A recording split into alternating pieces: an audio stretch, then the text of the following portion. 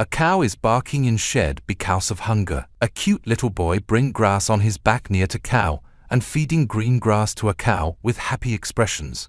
This little boy sitting near a cow, milking the cow using a bucket, and he seems so happy.